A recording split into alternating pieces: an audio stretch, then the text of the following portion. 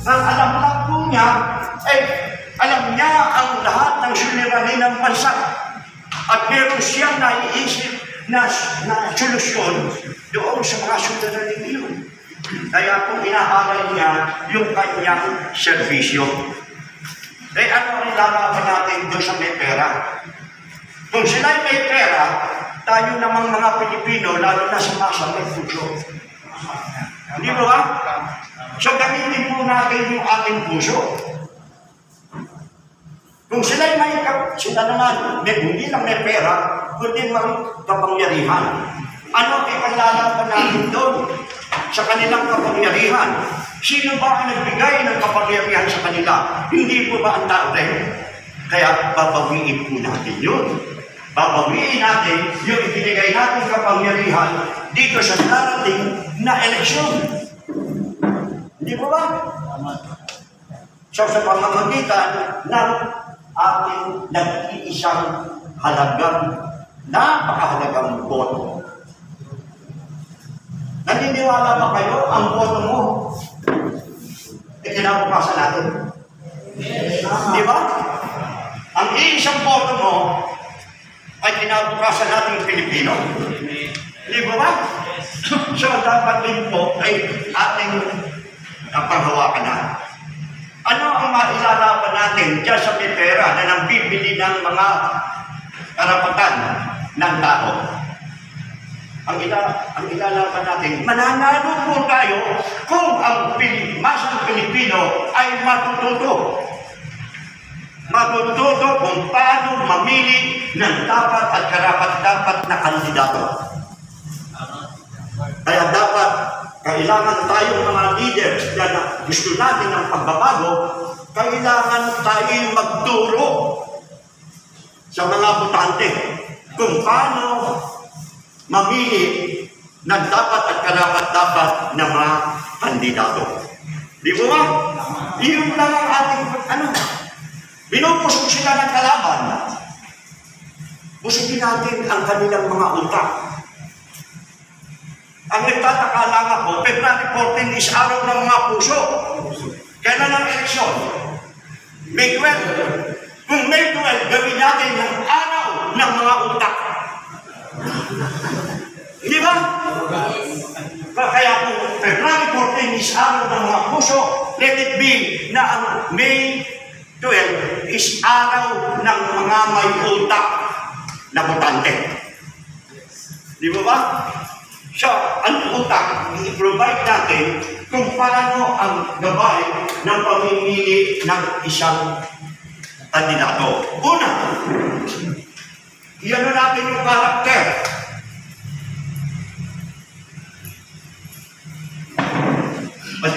Ang sinasabi nila, karakter is galit. No! Tingnan natin ang pagkatao ng kandidato. Hindi yung kanyang mukha, gwapo, maganda, sexy, popular, hindi po. Yung pagkatao, yung kabuuan. Hindi po ba? Ano yung kanyang attitude? Yung saloobin. Ano yung kanyang behavior? Yung pakikitungo. Ano yung kanyang values? Yung pagpapahalaga. At ano ang kanyang kinalakihan? Yung kanyang lifestyle. Yung uri ng kanyang pamumuhay. Di ba ba?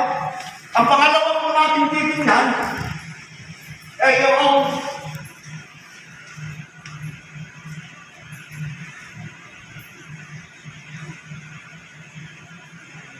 competence o yung kakayahan, yung kasanayan, kadalabusan. Iyon ang tingnan po natin. At tingnan po natin kung yung meron siyang track record, meron siyang achievement, meron accomplishment. Tingnan natin. Baka mamaya yan, puro pangako lang. Ha? Gusto ba niyo marinig ulit sa politiko na 20 pesos ang bigas, iyon ay pangarap lang nung nanalo.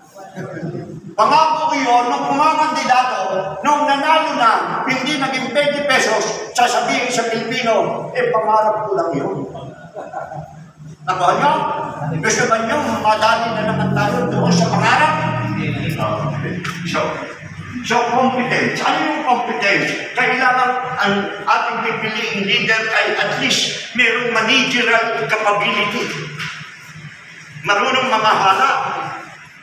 Ang pangalawa ay dapat mayroong leadership ability. Marunong mamuno.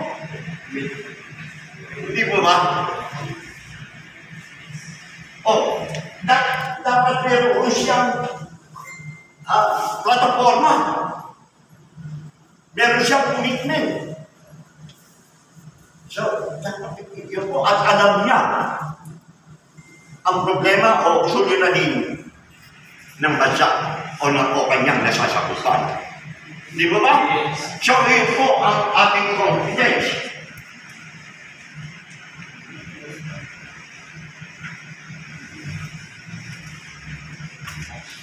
Sinasabi ko po ito para ito ang sabihin natin sa tao kung paano mamili.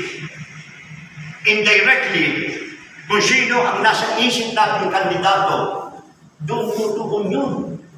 Kaya tingnan nyo, i-test nyo itong si Vic Rodriguez dito sa sinasabi kong gabay. At tinitiyak ko na makakakuha sila ng passing mark. Di ba? So, compassion. Yan ay pakikiramay. Paano ba nakikiramay? Dapat unang-una, understanding, naiintindihan mo. Pangalawa, hindi ko katulad ng ating mga asawa na tayo nagkasala, naintindihan tayo, pero hindi niya matanggap. O tinatanggap niya, pero hindi niya maintindihan. Pero dapat mag-asawa yun, understanding and acceptance. Naintindihan mo na, tinatanggap mo pa. Hindi mo ba? So, at dapat, ang isang leader, good listener. Dapat nakikinig siya. Pinakikinggan niya ang kanyang mga kababayan. Siya ngayon, hindi ba mga bini ang nasa itaas? Totoo hindi? Ito. Hindi ba bulat? Bulat. Oo. At pipi pa. Di ba? Ang pinakaman yan is dam. Manhid. Di ba? Manhid. Oh, so yan na. Kaya natin compassion. At meron kang desisyon. Patulad sa Marikina, meron nga kandidato kami ron, na dating naging mayor. Aba, may factory ng oo. Hindi marunong humindi. Lahat oo yan, tabo lang yan. Putang na po, hindi naman nangyayari. Okay.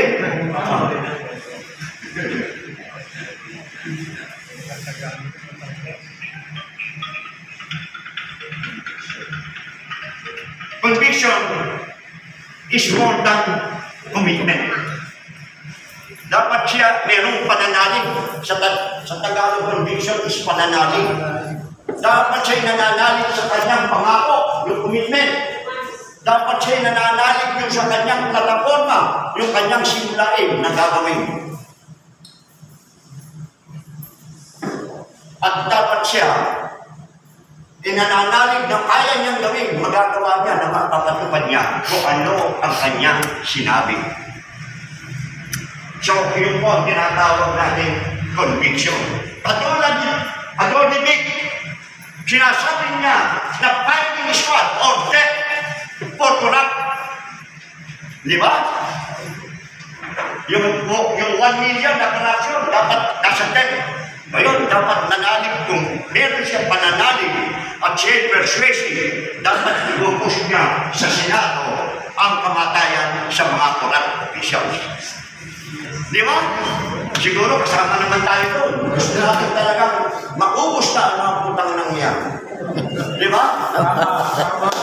Kaya lang, pinalulungkot ko, pagka sila ang pagkatuparan, wala na tayong leader. Di ba?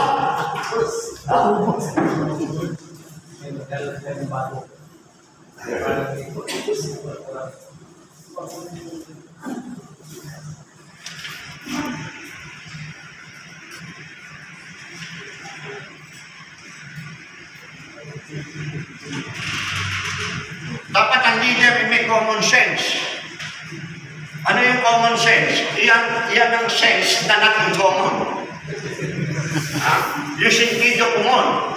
Yung sentido común sa practical na bagay na hindi mo makikita, na hindi nakasulat. O walang libro kang mababasa. So, dyan mo makikita kung paano. Kaya lahat, tingnan mo nga yung quad ko at saka try ko. May common sense ba? Di ba? Pag hindi na nakasulat sa Google, hindi na niya malaman kung ano yung nasagot. Ha? Wala na.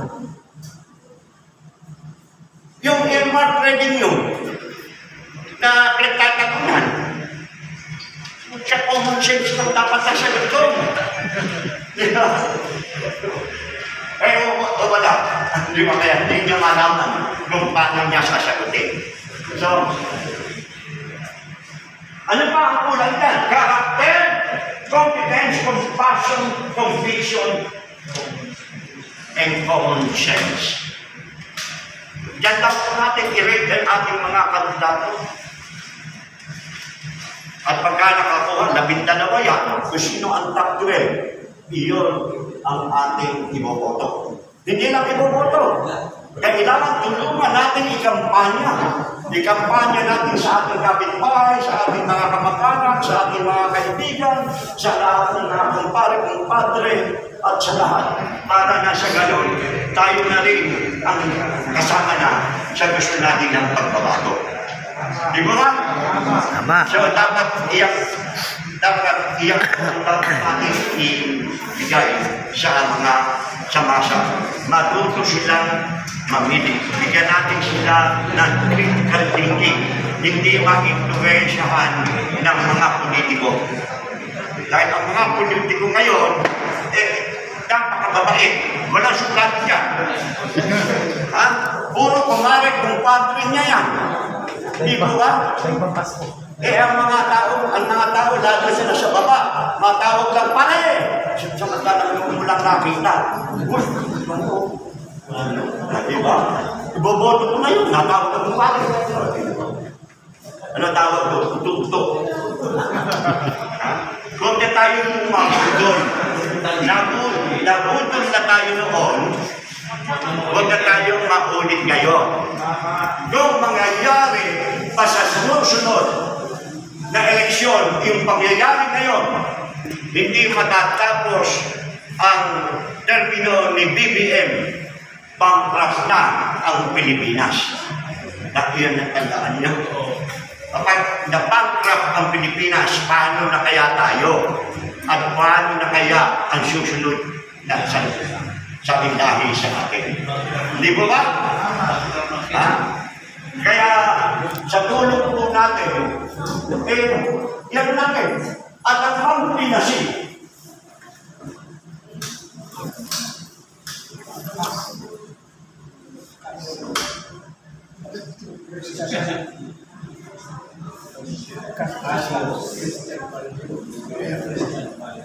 yung Christian, yung kandidato na mayroong Christian values.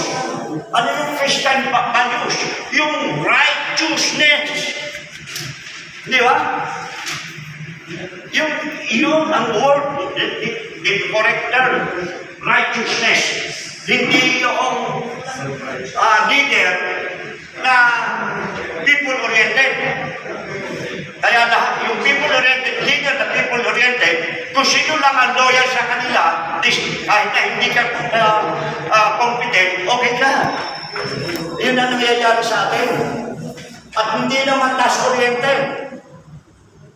Kaya dapat nasa balanse. Ano yung balanse yun?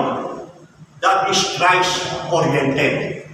Dapat ang ating kandidato ay nasa pulpo na Christ-oriented. Christ-oriented, hindi people-oriented or task-oriented. Dapat nasa gitna, nasa pulpo, which is Christ-oriented. Ang mabuting pamamahala ay nagsisimula sa magka-Diyos. Hindi ka makagagawa ng mabuting pamamahala kung hindi mo sisimulan sa magka-Diyos. Amen. Di mo ba? Okay, kaya dapat po ng Christian values. Kaya tamang-tama dyan, meron tayong pangalawa na dapat piliin, itong si Pastor Kibiloy, para magturo ng Christian values sa mga politiko. Yes. Di ba ba? Okay? So, yan lang po ang aming naibibigay at ako po ay kapasalamat at meron kaming urgent na pupuntahan doon sa batasan. Okay, mabuhay